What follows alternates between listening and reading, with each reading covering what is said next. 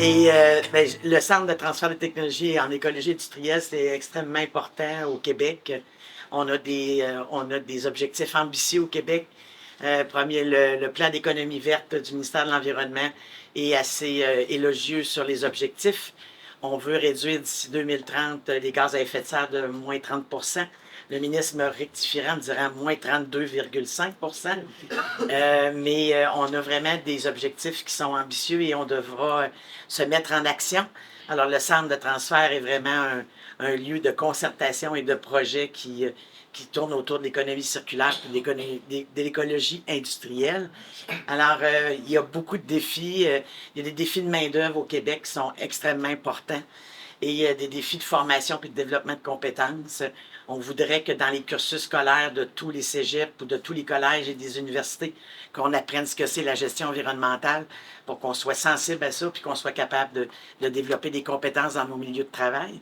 Alors, je vous souhaite la bienvenue. J'espère que vous avez eu une semaine enrichissante à tous les points de vue. Et puis, choukran. Et puis, à la prochaine pour ceux qui voudront revenir au Québec. Tout est dans tout. Je serai très brève.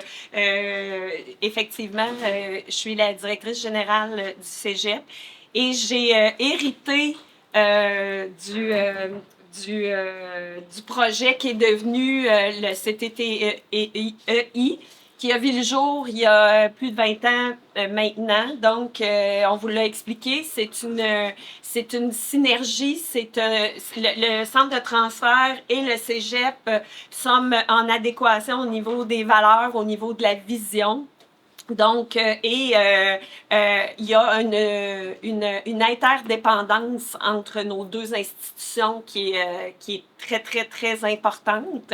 Et effectivement, Dominique, tu parles de développement, d'éducation, de développement de compétences en économie circulaire, au niveau des énergies vertes, au niveau de tout le développement durable. Ce sont des valeurs qui sont importantes au cégep de Sorel-Tracy et qui se développe particulièrement dans un de nos programmes que Jennifer vient de nommer. Donc, j'imagine que vous avez pu en entendre parler ça devient un programme aussi qui n'est pas offert largement au Québec. Donc, on est un des 4 cégeps à pouvoir offrir ce programme-là actuellement.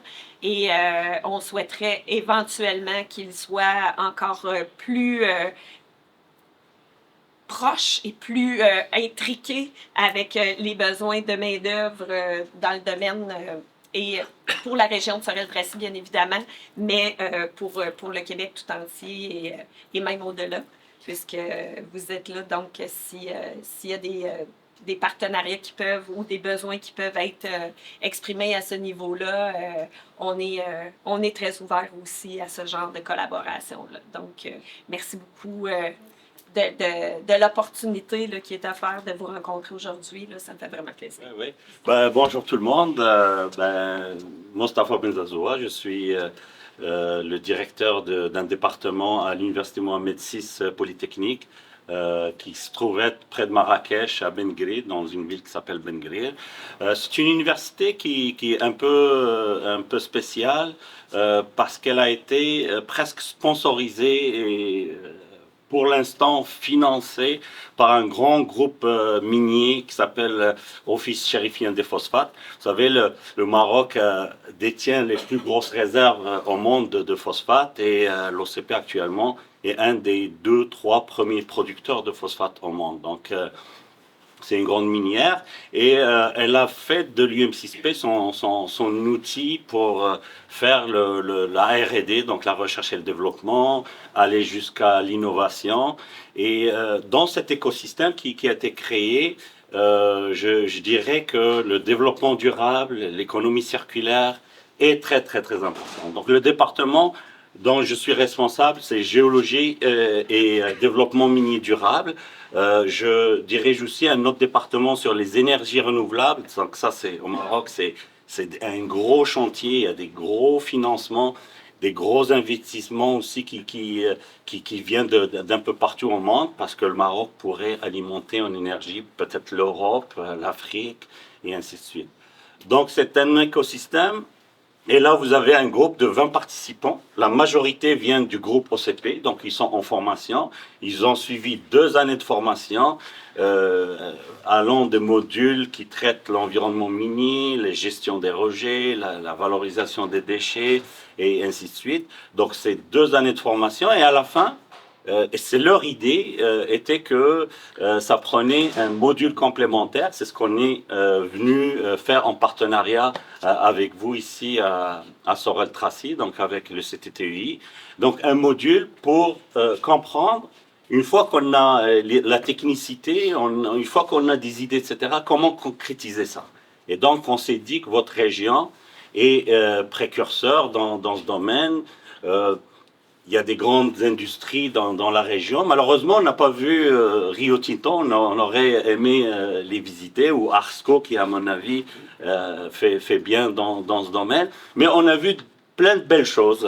On a fait des belles visites, des cas réussis, notamment autour de l'ancienne mine d'amiante Comment des sources maintenant. Des sources, voilà. C'est pas asbestos, voilà.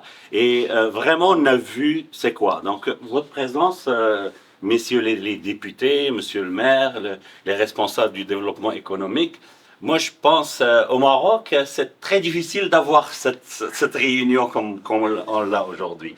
Donc, c'est nous montrer comment on peut justement concrétiser des actions dans l'économie circulaire, le développement, l'empreinte carbone, faire mieux, etc. Donc c'est parce que je pense les autorités au niveau provincial, fédéral, mais aussi au niveau des régions, avec les institutions de formation, vous travaillez ensemble. Vous avez un même objectif et on a appris beaucoup de choses. Donc l'objectif derrière la formation, c'est de faire tout un rapport.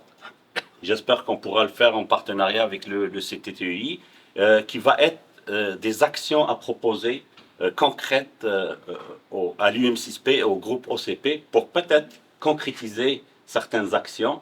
L'OCP est inscrit dans le développement durable, l'économie circulaire, comme j'ai dit, mais il manque quelque chose. Donc, je pense que c'est quelque chose, on l'a bien compris ici, comment concrétiser. Donc, au nom de tous mes collègues, on tient à vous remercier vraiment pour l'accueil qui était vraiment chaleureux. On vous a ramené le beau temps, j'espère. Vous êtes contents parce que ça fait partie de notre cadeau. C'est notre cadeau.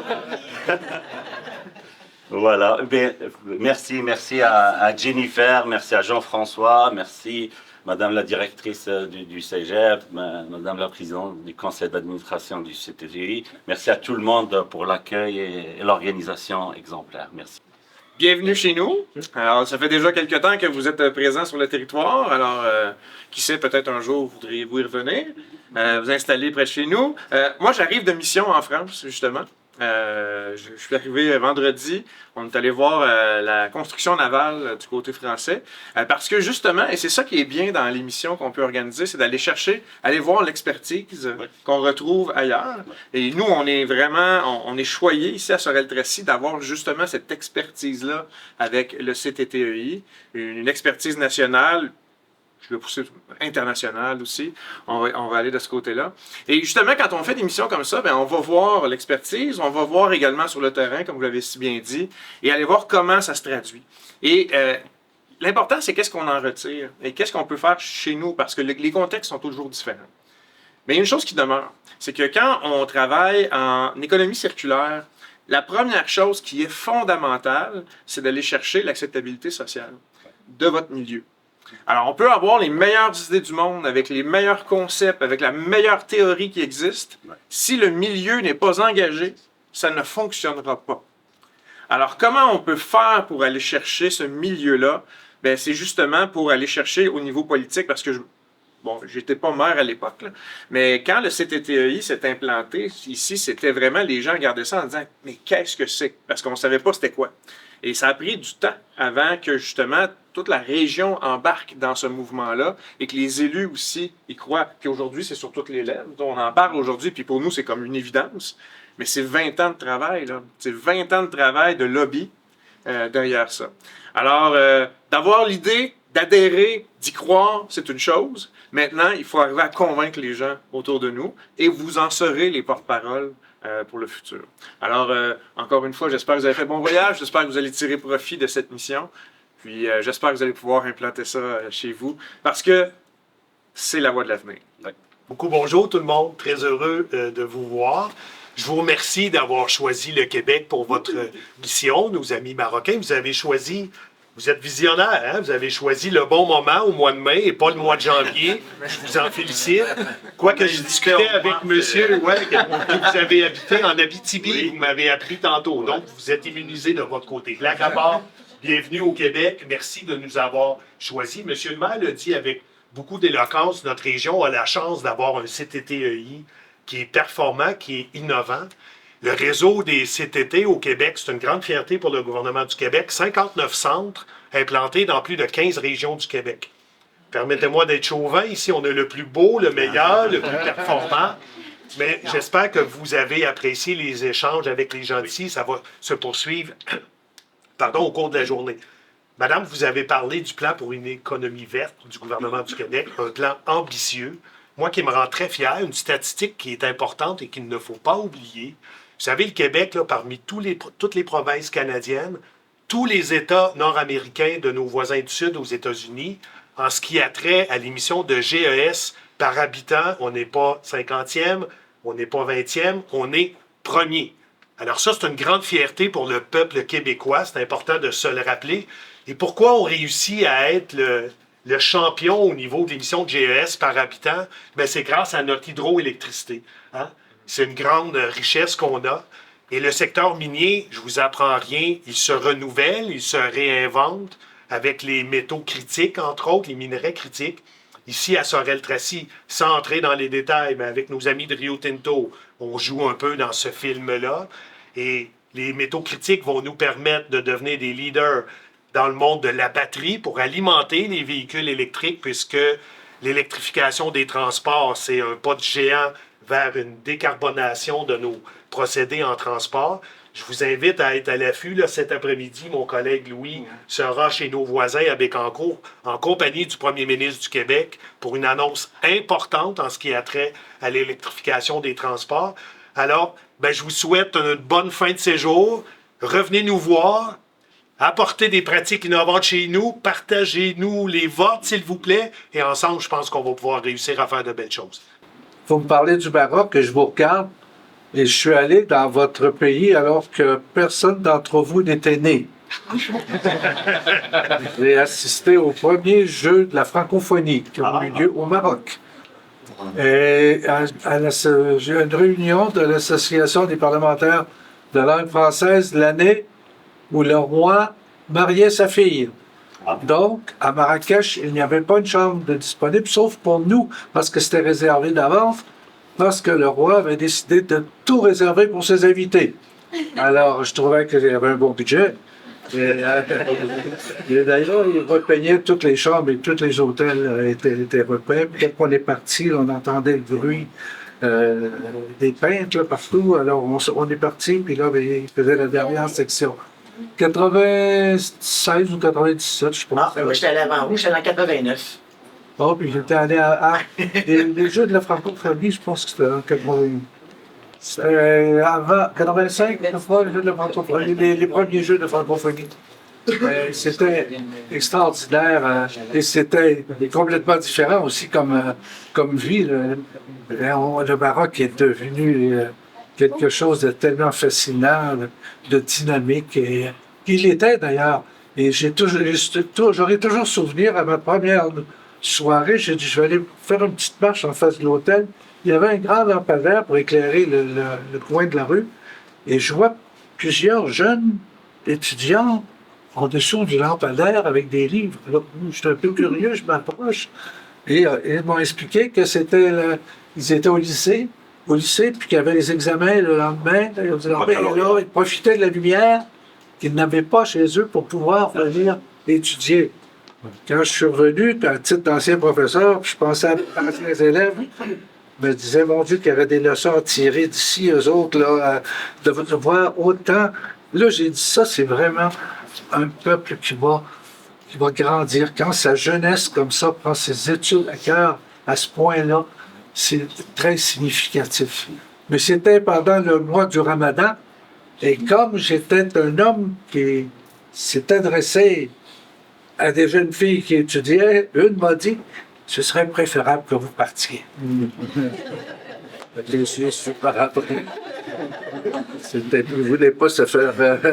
parce qu'il y a quand même une surveillance continuelle pendant le mois du Ramadan plus grande.